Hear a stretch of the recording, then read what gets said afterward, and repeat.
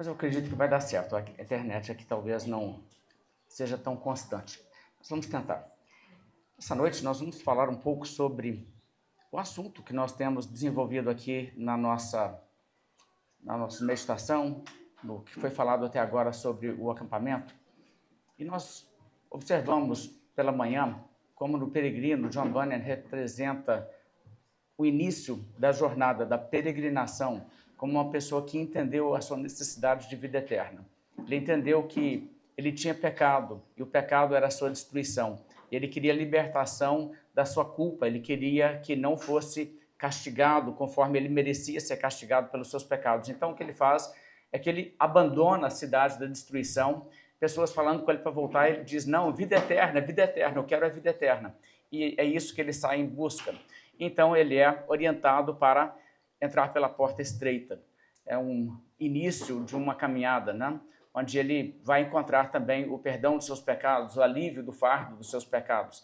E isso é, na verdade, a experiência de todo cristão em alguma forma, né? Nós temos aí cada um nosso testemunho de como Deus nos trabalhou, mas se somos salvos, é porque, de alguma maneira, entendemos que temos um fardo de pecados, entendemos que existe uma provisão de salvação gratuita para pecadores na cruz de Cristo, olhamos para a cruz de Cristo e ficamos livres do fardo do pecado sobre nossas costas, confiando em Jesus. Eu quero ler essa noite João capítulo 6, nos versos 24 até o verso 29. E diz assim a Escritura Sagrada, essa passagem da Escritura. Quando aquela multidão viu que Jesus não estava ali, nem os seus discípulos, entraram nos barcos e partiram para Cafarnaum à procura de Jesus. E tendo-o encontrado no outro lado do mar, lhe perguntaram, Mestre, quando o Senhor chegou aqui? Jesus respondeu, em verdade, lhes digo que vocês estão me procurando, não porque viram sinais, mas porque comeram os pães e ficaram satisfeitos. Trabalhem não pela comida que se estraga, mas pela que permanece para a vida eterna, a qual o Filho do Homem dará a vocês, porque Deus, o Pai, o confirmou com seu selo. Então lhe perguntaram, que faremos para realizar as obras de Deus? Jesus respondeu, a obra de Deus é esta, que vocês creiam naquele que ele enviou. Vou meditar apenas sobre essa passagem, porque aqui tem tanta coisa, esse capítulo todo é muito rico, né? Mas nós vamos fazer aqui uma mensagem apenas sobre esses versos, porque aqui tem coisa muito importante. A questão mais importante na vida é se você é salvo. Na verdade, é o tema do livro Peregrino, é você chegar na cidade celestial, e é o tema da Bíblia. Se você deixar este mundo salvo, não importa o que você tenha passado, terá valido a pena. Você pode ter sido um mendigo coberto de chagas que jazia à porta da casa de um rico mendigando e passando fome e necessidade, mas morreu e foi levado pelos anjos para o seio de Abraão, valeu a pena. E para sempre terá valido a pena. Se, por outro lado, você deixar este mundo sem a salvação, não importa o quanto a sua vida tenha sido feliz ou bem-sucedida nos padrões de avaliação que esse mundo aplica para dar nota em todo mundo, você terá vergonha da sua vida e você terá horror do que você tenha feito na sua vida se você partir desse mundo sem sua salvação. Porque este mundo está em rebeldia contra o Criador. E o que você tem aqui de tempo de vida é a chance para você se reconciliar com Deus. E a rebeldia contra Deus vai dar ruim. O que aproveita? Ganhar o mundo inteiro e perder a sua alma. E nota de rodapé, ninguém ganha o mundo inteiro. Mas mesmo que ganhasse. Então, se nós estamos neste mundo, nesse tempo que estamos aqui, enquanto nós ainda não somos salvos, enquanto não estamos reconciliados com o Criador, a única coisa que realmente importa que se faça é se reconciliar com Deus. O apóstolo Paulo, por exemplo, falou aos atenienses, pregando aos atenienses que Deus, ele fez de um só indivíduo, no caso Adão, todas as nações que habitam sobre a face da terra, havendo fixado os tempos estabelecidos previamente, os limites da sua habitação e tal, para buscarem a Deus, se porventura, tateando, o possam achar. porque, na verdade, diz Paulo, ainda que não esteja longe de cada um de nós. E o apóstolo Paulo diz ainda para essas pessoas, porque ele estabeleceu um dia em que ele há de julgar o mundo com justiça. Julgar o mundo com justiça implica que para pecadores, para pessoas que não têm a salvação, é uma realidade assim assustadora. Imagina o que é Deus te dar o que é justiça diante dos santos e perfeitos padrões de Deus, pelos pecados, a sua culpa. A menos que uma pessoa seja extremamente ignorante do que são os padrões de Deus e a sua própria culpa, qualquer ser humano deveria se aterrorizar de contemplar essa ideia.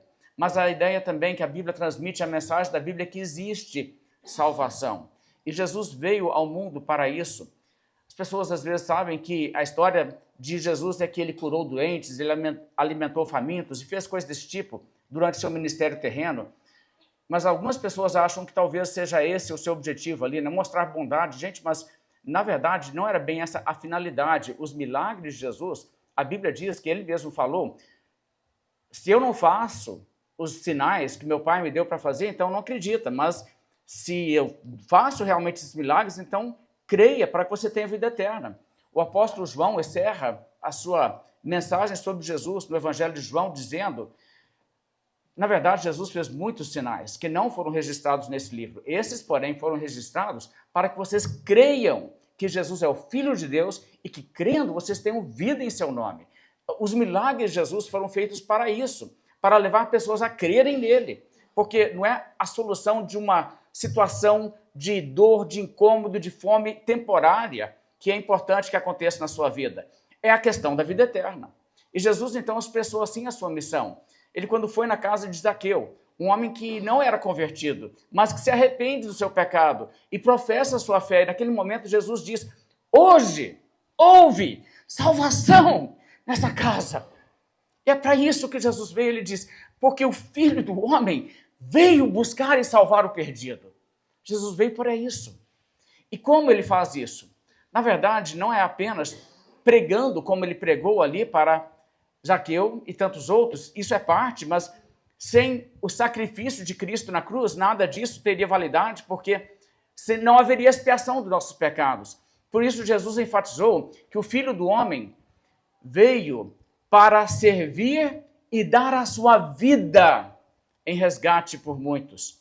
Em João 3, eu tenho certeza que vocês conhecem essa passagem, é muito importante na Bíblia. Jesus disse, assim como Moisés levantou a serpente no deserto, assim também é necessário que o Filho do Homem seja levantado, para que todo que nele crê tenha a vida eterna. Porque Deus amou o mundo de tal maneira que deu o seu Filho unigênito, para que todo que nele crê não pereça, mas tenha vida eterna. Porque Deus enviou o seu Filho ao mundo, não para que condenasse o mundo, mas para que o mundo fosse salvo por ele. E quem nele crê, não é condenado. Mas o que não crê já está condenado. Porque não crê no nome do unigênito Filho de Deus. E a condenação é esta, que a luz veio ao mundo, mas os homens amaram mais as trevas do que a luz, porque as suas obras eram más. Agora, como eu disse, Jesus sim realizou muitos milagres e pessoas se beneficiaram tremendamente em suas vidas através das coisas que Jesus fez. Imagina uma pessoa isolada da sociedade com lepra que Jesus cura e volta para a sociedade e continua levando a sua vida. Não teve um dia mais memorável do que esse na sua vida. Você pode ter certeza. Jesus mudou a vida de muita gente. Imagina aquela viúva enterrando ali seu filho único e Jesus chega e ressuscita o menino para ela. Que coisa mais inesquecível. Ela, assim, viveu até 100 anos de idade. Poderia ter esquecido qualquer coisa. Mas perguntasse para ela, me fala de Jesus.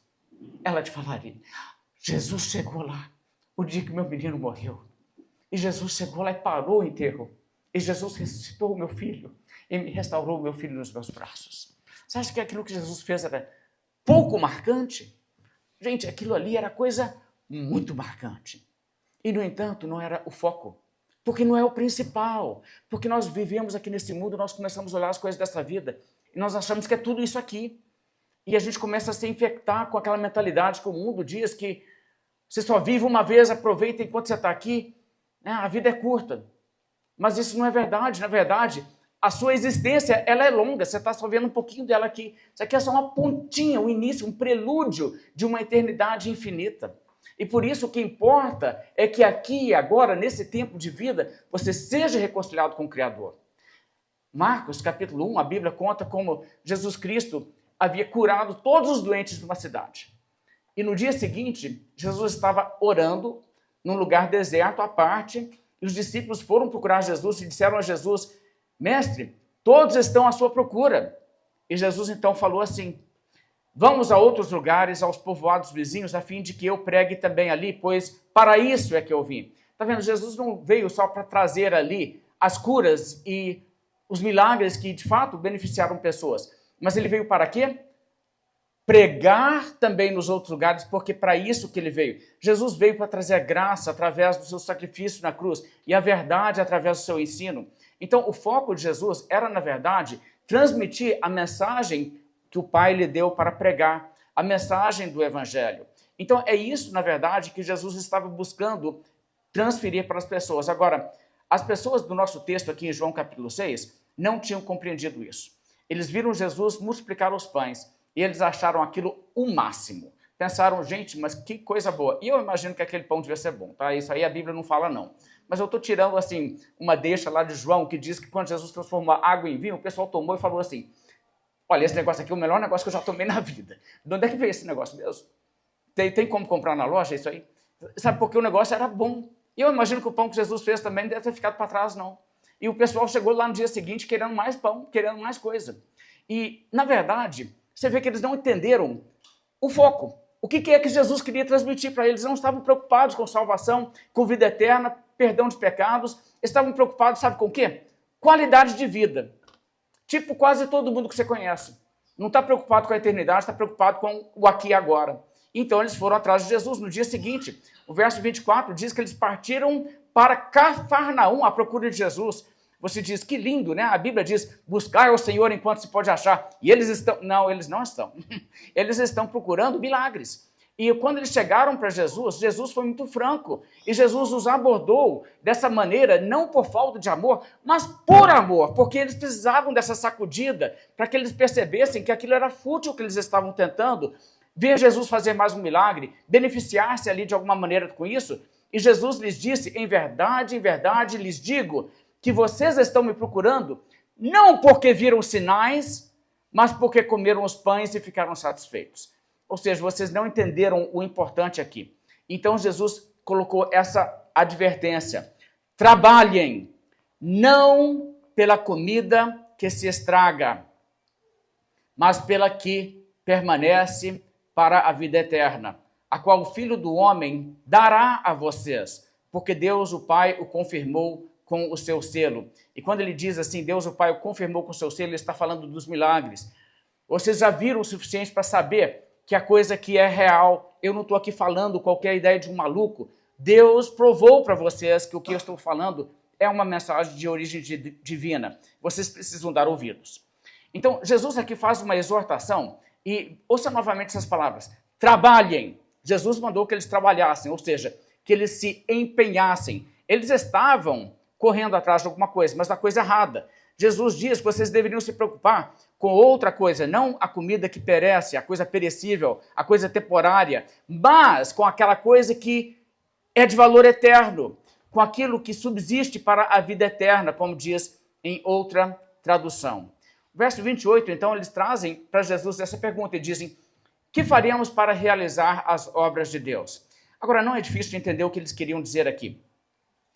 A pergunta deles é no sentido de, ok, então esse negócio de vida eterna, então, para a gente ter vida eterna, o que a gente faz?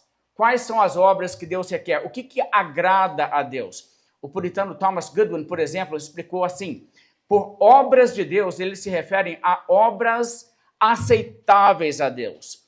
E até mesmo a tradução NVI, se alguém a usa, coloca nessa maneira a tradução. Então perguntaram-lhe o que precisamos fazer para realizar as obras que Deus requer. Então veja, o contexto é assim, Jesus diz, preocupa com a eternidade, com a vida eterna. Eles dizem, ok, ótimo, o que precisamos fazer para realizar as obras que Deus requer? Em que sentido? Para se obter a vida eterna. Então você vê que o modo de raciocinar deles, conforme a instrução que eles haviam aprendido, era pensar em termos de, para ter vida eterna, como funciona a coisa? Você faz obras, as obras que Deus requer. Então eles estão basicamente dizendo para Jesus aquilo que outra pessoa chegou para Jesus um dia e disse: que farei eu de bom para herdar a vida eterna? E era basicamente isso que eles disseram ali. E Jesus responde aquilo, de certa forma, um pouco diferente do que eles pensavam, porque você observa que eles perguntaram as obras. E Jesus falou em singular, a obra. Veja o verso 28. Respondeu Jesus: a obra de Deus é esta, que vocês creiam naquele que ele enviou. Então, o que Jesus fez ao transferir para o singular é dizer: o que Deus requer não é obras, plural, é uma coisa apenas, e o que Deus requer é que você creia naquele que ele enviou, ou seja, que você creia em Jesus. E a ideia não é que você creia que Jesus existiu. Sabe, tem gente hoje aí que é tão assim alienada de qualquer informação que acha que Jesus talvez não tenha existido. É tipo nível terraplanista. Pois é. Aquelas pessoas não tinham dúvida se Jesus existiu, eles estavam vendo Jesus ali. Você acreditar que Jesus existiu não é você dizer: ah, eu acredito, eu creio em Jesus. Eu conversei com ele lá, mas não. Não, é o crer em Jesus no sentido em que você crê nele como seu único e suficiente Salvador. É a questão de por que ele veio ao mundo, qual que é a pregação que ele trouxe, essa mensagem que ele saiu pregando.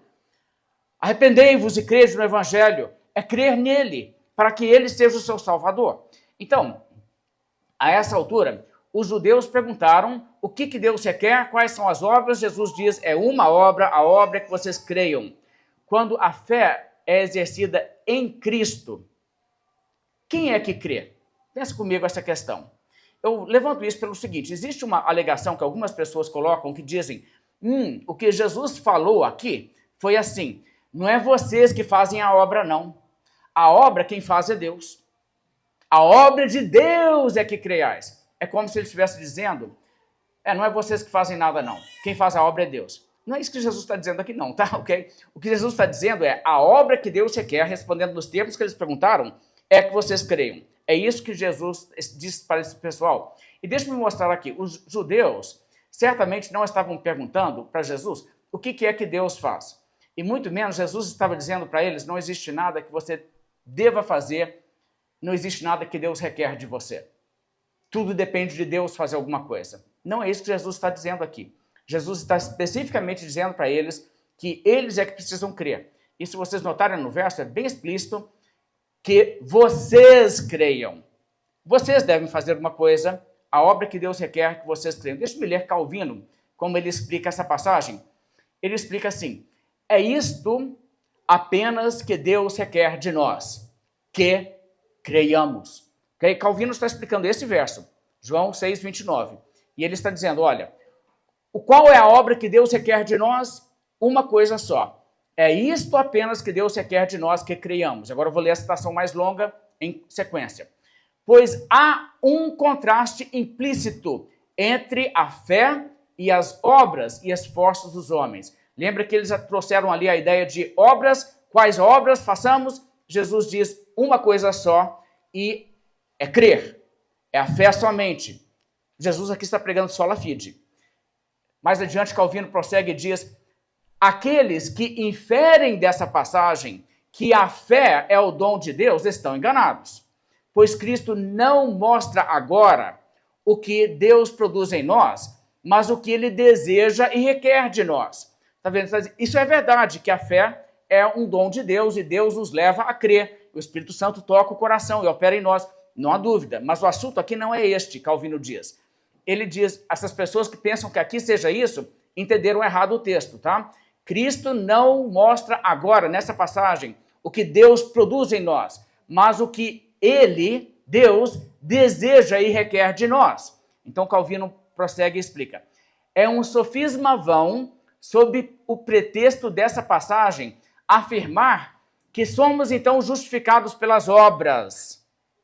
Se a fé justifica, porque também é chamada de obra. Né? Jesus não falou que a obra é de Deus? Então eu sou salvo por obra. Calvino diz: não, isso aí é sofisma, tá?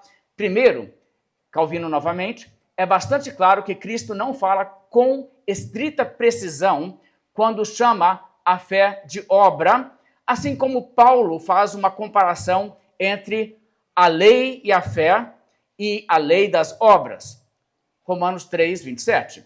Em segundo lugar, quando afirmamos que os homens não são justificados pelas obras, queremos dizer obras pelo mérito das quais os homens podem obter o favor com Deus.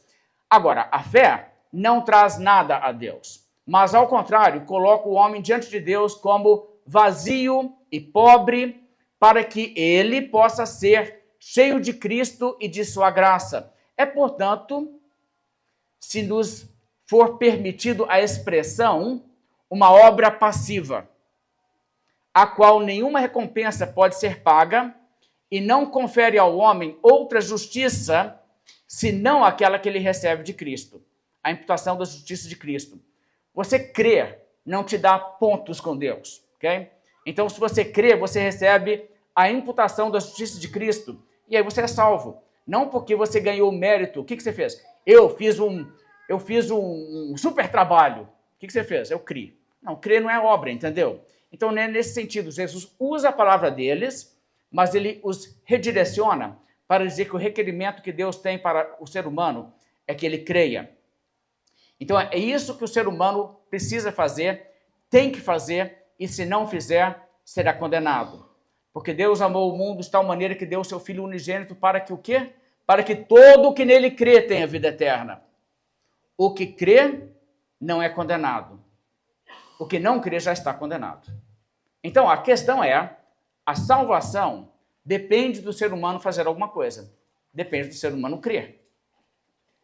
Se eles crescem, eles jamais teriam fome, jamais teriam sede. Mas, embora eles tivessem visto a Jesus, eles não criam. Se você olhar mais adiante no texto, verso 35, Jesus os repreende e diz: eu sou o pão da vida. Quem vem a mim, jamais terá fome. E quem crê em mim, jamais terá sede. Porém, eu já vos disse que vocês não creem, embora estejam me vendo. Então, Jesus é muito claro aqui que a obrigação dessas pessoas era isso. Agora, vamos tratar de um assunto aqui que é importante pensar. A salvação, então, depende de algo que nós fazemos? Sim, certamente. O que nós fazemos? Uma coisa apenas. Nós cremos em Cristo como nosso Salvador. E se nós não crermos, seremos condenados. Ok? A pregação do Evangelho é feita assim. Como é que Jesus pregou? A Bíblia anota isso, isso é Marcos 1 que eu estou lendo. Jesus dizia: o tempo está cumprido, o reino de Deus está próximo, arrependam-se e creiam no Evangelho. Isso é uma ordem. Deus ordena que todos em todo lugar se arrependam. E Deus ordena que as pessoas creiam em Cristo. Essa preocupação que essas pessoas não tinham pela sua salvação, você já teve isso? Já bateu em você essa realidade? Um dia eu vou estar perante Deus e Deus será o juiz. Deus que sabe tudo. Como é que eu vou me sair naquele dia? Já te bateu essa preocupação? Porque se não bateu, você está igual esse pessoal aqui, se preocupando só com as coisas terrenas. E você precisa realmente de passar acudida. Você precisa de entender o que está pela frente. Essa vida passa. Ela passa assim. Você precisa estar pronto para a eternidade. Mas quando uma pessoa começa a se preocupar com isso, e realmente se preocupa, por exemplo, uma pessoa certa vez disse ao apóstolo Paulo assim: que devo fazer para que seja salvo? Lembra disso? Atos 16, verso 30. Que devo fazer para que seja salvo? Paulo respondeu: crê no Senhor Jesus e serás salvo, tu e tua casa. Eu não sei quanto que esse cara sabia sobre essa questão antes. Parece que Paulo e Silas estão levando ali o evangelho pela primeira vez na cidade.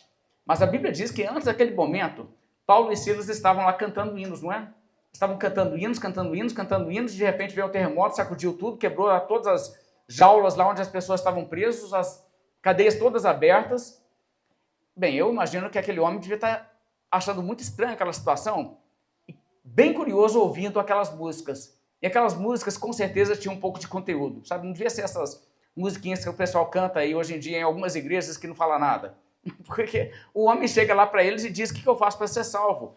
E eles falam: crê no Senhor Jesus, será salvo tu e tua casa. Quer dizer, a própria música de Deus foi usada para evangelizá-los em alguma medida, e ele chega com essa pergunta, e eles o orientaram. E ele creu, naquela mesma noite ele creu, e naquela mesma noite ele foi salvo. Quantas boas obras ele fez antes que fosse salvo?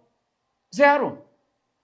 Ele apenas confiou no Salvador, que providencia de graça salvação para a pessoa que nele confia. Nada mais, nada mais. E ele recebeu assim a salvação. E é assim a pregação do Evangelho. Nós não abordamos as pessoas e dizemos para as pessoas: o ser humano é pecador, mas Deus salva alguns. E a pessoa diz: o que eu faço para ser salvo? Ah, você não faz nada, quem salva é Deus. Gente, isso não é bíblico. O que a Bíblia diz? O que Pedro disse para as pessoas quando as pessoas perguntaram para ele: que faremos, irmãos? Ele disse: arrependam-se. Capítulo 3 de Atos, verso 19. Arrependam-se e se convertam para que sejam cancelados os seus pecados. Então a pessoa tem que se converter. E o converter-se significa isso: colocar a sua fé em Cristo, abandonar a confiança em qualquer outra coisa, abandonar a confiança em suas virtudes e suas boas obras. Sabe aquela pessoa que pensa assim: ah, Deus não me mandaria para o inferno, não, eu não faço mal a ninguém. Ok, então o que ela confia? Ela confia ela não fazer mal a ninguém. E eu diria para essa pessoa: haha, até parece. Mas tá. A verdade, irmãos, é que as pessoas pensam que elas não merecem o castigo da ira de Deus. Elas não veio a sua necessidade de salvação, o fardo do pecado não está sobre suas costas como estava sobre o peregrino que o levou a sair da cidade da destruição. Não está também porque elas não estão lendo o livro que o peregrino estava lendo. Porque quando você lê a Bíblia, aí de repente a lei de Deus escancara, a sua consciência fica assim totalmente alerta para tanta coisa de podre, perversa e má na sua vida, e você diz: ai de mim, pecador. Então assim, essa é a realidade que você precisa. E a Bíblia então proclama para a pessoa que ela se arrependa do pecado, que ela pare de viver para si mesma, para que ela faça de Cristo o Senhor da sua vida. E ela então, entregando-se a Cristo, confiando nele para salvá-la, ela então seja uma nova pessoa, pela graça de Deus. Agora, a Bíblia é muito clara que se uma pessoa não se converter, a destruição é certa. Ouça essas passagens apenas. Eu vou ler primeiramente isso aqui é Salmo 7. A Bíblia diz: Deus é justo juiz. Deus que sente indignação todos os dias. Se o homem não se converter, afiará Deus a sua espada. Já armou o arco, tem-no pronto. Para ele preparou já instrumentos de morte, preparou suas setas inflamadas. Gente, isso é sério. É retratando Deus como seu inimigo mortal que vai te caçar se você não se converter. Mateus 18, Jesus disse assim: em verdade vos digo que se não vos converterdes e não vos tornardes como crianças, de modo algum entrareis no reino dos céus. Gente, mais uma vez, você tem que se converter. A Bíblia diz isso. Se não se converter, jamais você vai entrar no reino dos céus. Isaías, capítulo 30, a Bíblia diz: porque assim diz o Senhor Deus, o Santo de Israel, em vos converterdes e em sossegardes, ou seja, em parar a rebelião contra o Criador, em vos converterdes e em sossegardes está a vossa salvação. Na tranquilidade e na confiança, na fé, a vossa força. Mas vós não quisestes.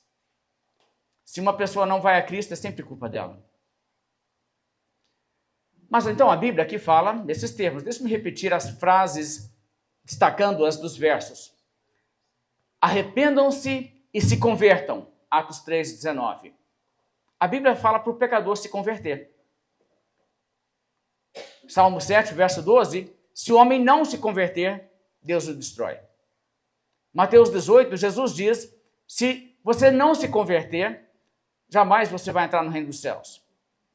Em Isaías 30, verso 15, em vos converterdes está a vossa salvação. Agora, pense um pouco sobre isso. A pessoa é que se converte? Qual que é certo dizer? Deus me converte ou eu me converto? Como que foi o seu caso? Você se converteu ou Deus te converteu? Qual dos dois? Cuidado, hein? Não faça uma opção. Os dois estão certos. Escuta isso. 1 Pedro 2, verso 25. Falando sobre pessoas que são salvas já, a Bíblia diz: porque estáveis, desgarrados como ovelhas, agora, porém, vos convertestes ao pastor e bispo da vossa alma. Ótimo, então essas pessoas estão salvas. Antes estavam perdidos, igual ovelhas perdidas, mas não mais. Por que não? Pedro diz: agora, porém, vos convertestes. Espera aí, o que aconteceu aqui? Essas pessoas se converteram. Está na Bíblia. 1 Tessalonicenses 1, verso 9 diz: pois eles mesmos, no tocante a vós, proclamam que repercussão teve o nosso ingresso no vosso meio e como, deixando os ídolos ao arrependimento, vos convertestes a Deus para servirdes o Deus vivo e verdadeiro. Colocaram a fé nele e agora servem ele como Senhor. Então, essas pessoas também se converteram. Paulo diz sobre os Tessalonicenses, para eles, vocês se converteram, vós vos convertestes. 2 Coríntios, capítulo 3, verso 16. E a Bíblia diz assim: quando, porém, algum deles se converte ao Senhor, o véu lhe é retirado. Ele está falando de judeus que têm lá o Velho Testamento, estão lendo os profetas, lendo Moisés, mas não enxergam Cristo ali. Até que, algum dia, Deus tira como se fosse o véu e eles, gente, está aqui, é Jesus o Salvador, Jesus o Messias. E o que acontece? Quando, porém, algum deles se converte ao Senhor, o véu é retirado. Então, a pessoa que se converte. E mais uma passagem. Atos 15, verso 19. Aquelas pessoas ali em Jerusalém debatendo aquela necessidade ou não de gentios que se convertem ao Senhor ter a circuncisão, guarda a lei de Moisés, aquelas cerimônias. A conclusão, verso 19, é: pelo que julgo eu, não devemos perturbar aqueles que dentre os gentios se convertem a Deus. Mais uma vez, é o pecador que se converte. Então, assim, você tem que tomar muito cuidado, porque existe uma distorção que algumas pessoas têm em suas mentes do que é a mensagem bíblica e o que são as doutrinas da graça, que as pessoas dizem assim: não, a pessoa não faz nada, a pessoa não faz nada. Não, peraí, gente, isso não é bíblico, não. A pessoa tem que fazer alguma coisa assim. Se a pessoa não se converter, ela não será salva. E converter-se significa crer. Crer em Cristo somente. É isso que é se converter. E a pessoa que tem que fazer isso é o próprio pecador que se converte. Veja só, Atos 11, verso 21, a Bíblia diz: a mão do Senhor estava com eles e muitos, crendo, se converteram ao Senhor. O que é converter? É crer. Porque crendo, eles se converteram. O crer é o se converter. Você abandona, você se arrepende da incredulidade. Você coloca a sua confiança no Deus Salvador e em Jesus Cristo. E aí você está salvo. Bem, se é dessa forma, se uma pessoa tem que se converter para ser salva, ela tem que crer, ela tem que se arrepender, porque é isso que é conversão. Então, agora uma outra pergunta: como é que uma pessoa vem a se converter? Porque ela se converte, certo? A pessoa se converte. Mas para ela se converter, acontece alguma coisa anteriormente para que ela venha a se converter? Sim. Por isso que diz em Lamentações, capítulo 5, verso 21, converte-nos a ti, Senhor, e seremos convertidos. Uma pessoa só se converte se Deus a converte. Mas se Deus a converte, ela se converte. Você vê que as duas coisas são corretas de falar? Deixa eu me explicar alguma coisa aqui. Talvez você tenha ouvido essas palavras. Hoje em dia elas rodam por aí demais. Monergismo e sinergismo. A salvação é monergística ou ela é sinergística? Você é sinergista ou você é monergista? Alguém pode responder. Monergista, ok, amém. Também sou monergista. Isso é um termo teológico. Agora, às vezes, termos teológicos são usados de uma forma meio que irresponsável, pessoas não entendem muito o que está acontecendo e acham legal usar esse termo. É legal mesmo, cara. Você pega uma pessoa aí que não sabe nada de teologia, mas está lendo a Bíblia, nunca viu esse termo na Bíblia, você joga um monergista em cima dela, ela não sabe fazer com aquilo, aí você, assim, você tem um ouvido, você pode pregar para ela a tarde toda, né? Beleza. Mas, olha, o termo teológico tem que ser usado de forma responsável. Quando nós falamos de monergismo, estamos falando assim, uma força operante apenas. Sinergismo, mais que uma força, trabalha em sincronia. Na verdade, esse sim de sinergismo é um prefixo no grego que você encontra na palavra sincronia também, né? Que cronos é uma palavra para tempo e sim é o tempo junto, então energia junta, duas energias cooperando, a cooperação de mais do que uma coisa, depende das duas acontecerem, aí já é o quê? Sinergismo. Ok, agora veja só, uma coisa que é muito importante de entender. A posição reformada sobre a salvação é sinergista? Não. Ela é monergista, não sinergista, mas no que diz respeito à regeneração. Vamos entender o que é a ideia da regeneração. A regeneração é aquela obra do Espírito Santo que atua no coração de uma pessoa e tira dela a resistência, sabe, o coração de pedra. Uma pessoa com coração de pedra, ela não se rende, ela não se entrega, ela resiste. É essa a ideia do coração de pedra. As pessoas, no seu estado natural pecador, têm um coração de pedra, elas não querem saber a Deus, não querem saber de Deus, aliás, não há quem busque a Deus. A Bíblia diz buscar o Senhor enquanto se pode achar, mas a Bíblia afirma não há quem busque a Deus. E essa é uma expressão assim generalizada, é toda a humanidade sem exceção, tá? A Bíblia pega aquilo ali de 2 salmos que falam a mesma coisa. Do céu, Deus olha para os filhos dos homens para ver se há alguém que entenda, se há alguém que busque a Deus, e a conclusão é, não há. Todos se extraviaram. A uma se corromperam, se fizeram inúteis. E a Bíblia diz então simplesmente sobre a raça humana de forma generalizada, sem exceção, a não ser Cristo, que é outra coisa, né? Ele é vindo do céu, outro departamento, mas a raça humana, eu, você, cada um, qualquer um, não há quem busque a Deus. Agora, então, para que uma pessoa busque a Deus, o que na verdade acontece é que primeiro Deus sai em busca da pessoa. E Deus é que move no coração da pessoa e toca no coração da pessoa. E agora, olha só. Digamos que eu ainda tenho um coração de pedra, ok? Eu ainda estou na condição de coração de pedra. E Deus chega para mim e oferece para mim salvação. Ele diz, Daniel, você quer salvação? Aqui, ó, salvação, de graça. É de graça. Meu coração é de pedra. Com coração de pedra, eu vou cooperar? Enquanto eu tiver um coração de pedra, eu vou cooperar? Enquanto eu tiver um coração de pedra, eu não coopero. É a definição de um coração de pedra. Agora, então, se dependesse que eu mesmo tirasse meu coração de pedra, cara, eu estava lascado, não tinha jeito. Ok? Agora, a Bíblia tem uma declaração sobre isso, está em Romanos capítulo 8, que diz assim, os que estão na carne não podem agradar a Deus. Os que estão na carne são aqueles que ainda não foram regenerados. Deus ainda não lhes deu vida espiritual, não tiveram o novo nascimento, essa realidade, tá? Agora, veja só então, se os que estão na carne não podem agradar a Deus, a Bíblia não diz que eles não podem agradar a Deus sem a ajuda da graça de Deus. Não, a Bíblia fala uma declaração absoluta. Os que estão na carne não podem agradar a Deus. Uma pergunta então, uma pessoa não regenerada vai crer? Pode crer? Não pode crer. Ela nunca irá crer. Enquanto ela estiver na carne, ela não irá crer. Por quê? A Bíblia, só se a Bíblia for falsa então, porque a Bíblia diz, os que estão na carne não podem agradar a Deus. Chega uma pessoa para mim e diz, não, a pessoa tem que crer para ser regenerada. Então acabou. Acabou para todos nós. Porque os que estão na carne, que não foram ainda regenerados, não podem agradar a Deus. E é por isso que a Bíblia nos diz que tem aí seres humanos que tiram o seu próprio coração de pedra.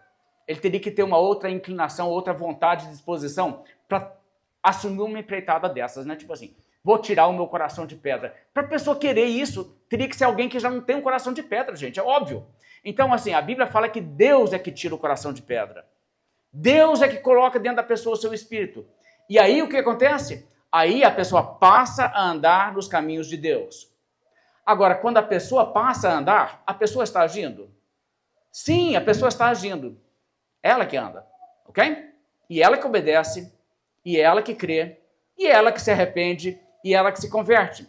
Então veja só, no ato da regeneração, no quebrar a resistência, tirar o coração de pedra, tirar a pessoa do estado natural, daquele estado do homem natural, que não aceita as coisas do Espírito de Deus. Lembra? 1 Coríntios 2, Paulo fala isso. O homem natural não aceita as coisas do Espírito de Deus, porque eles são loucura, não quer saber. Nunca. O homem natural é isso. O homem natural não vai cooperar nunca. O homem regenerado, sim. A regeneração, então, ela tem que ser monergística. O homem natural não ajuda. Ele não coopera. Ele não faz 0, nada por cento. Ele se vê transformado internamente por uma graça operante nele de fora e, de repente, ele diz, eu quero Jesus, eu quero vida eterna. Ele se descobre querendo porque Deus fez algo no seu coração. Isso é graça. E isso é graça que não pode ser algo que a pessoa mesmo puxa para si. Deus tem que fazer isso independentemente da pessoa tomar qualquer iniciativa ou fazer qualquer cooperação. Mas uma vez Deus faz isso, aí o que acontece? Aí a pessoa corre e crê. Ela se arrepende. E ela passa a buscar santidade.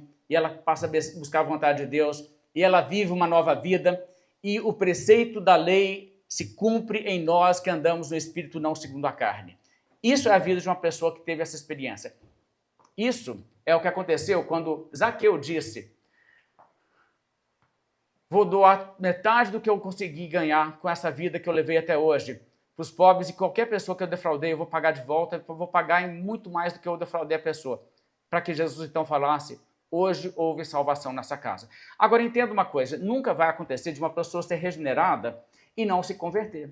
Porque a regeneração, ela desencadeia a conversão. Uma pessoa com uma nova disposição é isso, não tem como não acontecer, porque olha só, os que se inclinam para a carne, cogitam das coisas da carne e praticam as obras da carne. Agora, os que se inclinam para o Espírito, para a vida e paz. Então, uma vez que Deus muda o coração, a pessoa irá tomar os passos que ela precisa tomar.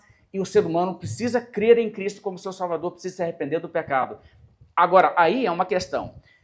Nessa fase da regeneração, a regeneração é monergismo. Claro, na Bíblia.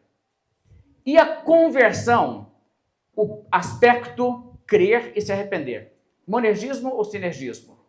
Deixa eu ler para vocês algumas questões aqui de teólogos calvinistas para te ajudar a entender o que é a definição correta disso. Berkhoff, por exemplo, na sua teologia sistemática, ele diz assim, a regeneração é monergista, a despeito do fato de que, na conversão, é certo que o homem coopera. Vocês entenderam? Eu acho que tem muita gente aí, aliás, quando eu converso com pessoas que não são calvinistas e não entendem esses aspectos, o pessoal assim, embola tudo, eles acham que regeneração é assim, Deus te deu vida eterna, né? Deus perdoou os pecados. Não, gente, isso aí é justificação. Regeneração, aquela mudança da disposição interior, é o que vem antes para que levar a pessoa a crer. Agora, você não é justificado até que você creia. E não é que passa-se assim, 10 ou 50 anos. Você é regenerado, você se abre e você crê. Agora, no entanto, quando a pessoa converte, o ser humano coopera. Na hora de crer, na hora do indivíduo crer, é uma obra monergista ou sinergista? Sinergista. Deixa eu me explicar mais, eu vou ler mais do Berkhoff, mais um pouco do que ele diz. O Espírito Santo age diretamente no coração do homem e muda a sua condição espiritual. Regeneração. Não há nenhuma cooperação do pecador nesta obra. É obra do Espírito Santo, direta e exclusivamente. Eles citam tantos textos aqui, Ezequiel 11, 19, João 1, 13, etc. Então, a regeneração deve ser concebida monergisticamente, Berkhoff explica. Só Deus age e o pecador não participa em nada desta ação. Isto, naturalmente, não significa que o homem não coopera com o Espírito de Deus nos estágios posteriores da obra da redenção. É mais que evidente na Escritura que o faz. Ou seja, na hora de se converter já é sinergismo, na hora de santificação já é sinergismo. É importante você entender isso, porque algumas pessoas estão fazendo uma confusão com esse negócio e dizem que a salvação é toda sinergismo. Se a salvação é toda sinergismo, é mais ou menos assim então. Você nem se converte, você se descobre um dia lá no céu. Porque Deus faz tudo, entendeu? Mas se você tem que se converter, se depende de você crer, e claramente depende, então nesse momento em que a fé entra, já é necessário que haja uma ação humana. Não é uma ação meritória, meus irmãos.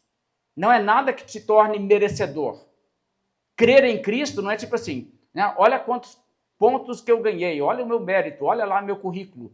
Né? Essas coisas são outras. Não é disso que depende. Deixa eu falar sobre Turentino agora, o teólogo reformado de maior precisão, talvez, ao tratar dessas coisas. Primeiramente, ele está discutindo o que o Concílio de Trento usa quando fala que é anátema qualquer pessoa que diz que o ser humano não coopera naquilo que é a chamada eficaz. E aí ele diz, não, eu sou bem esse tipo de pessoa aí, tá? Eu assumo que eu sou exatamente o tipo de monergista que Trento amaldiçoa e diz seja anátema. Mas logo em seguida ele explica também o seguinte sobre essa questão do sinergismo, ok? Escuta o que Turentino diz.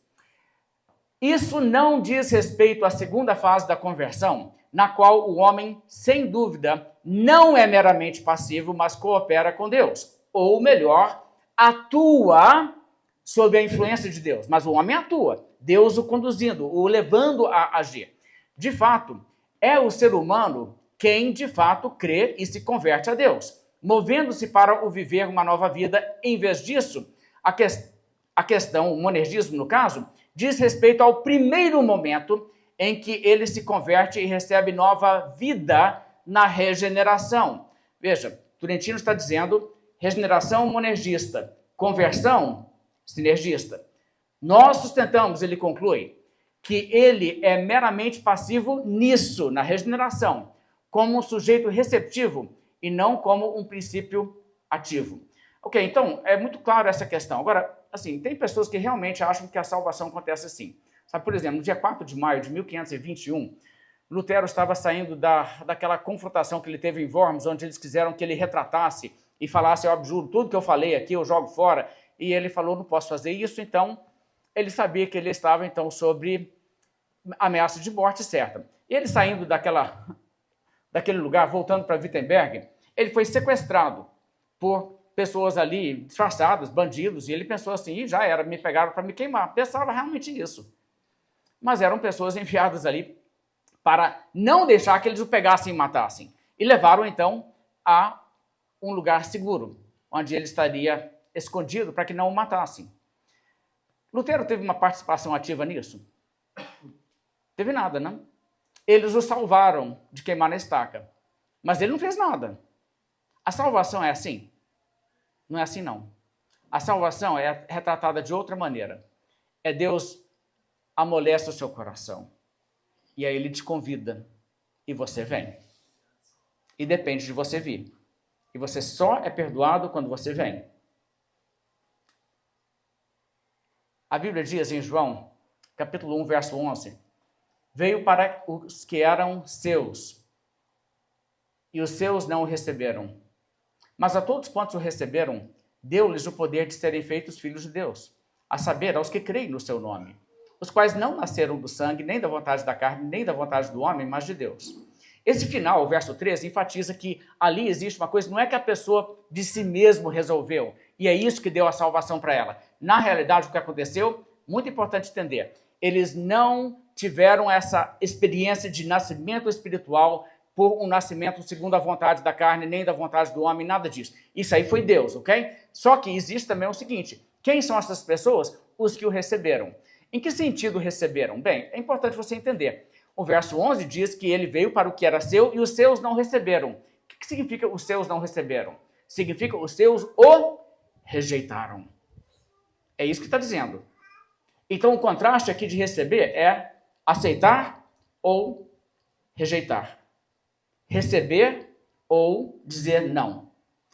Algumas pessoas têm tomado esse texto e estão tentando, assim, de uma forma muito confusa e antibíblica, eliminar um papel do homem na salvação, dizendo assim, não, a coisa é assim, receber Jesus não é tipo aceitar, é tipo ser premiado. Tipo assim, você nasceu e você descobriu que você, né, tem cabelo, você recebeu cabelo. Você teve a escolha? Não teve. Não, na hora que seus pais começaram ali, né, pentear seu cabelinho, aquela coisa toda, você tinha cabelo. Okay? Alguns nascem sem cabelo e vêm logo depois, né? Isso acontece também, mas Acho que no meu caso era meio assim, pelas fotos que eu vejo. Mas, de qualquer forma,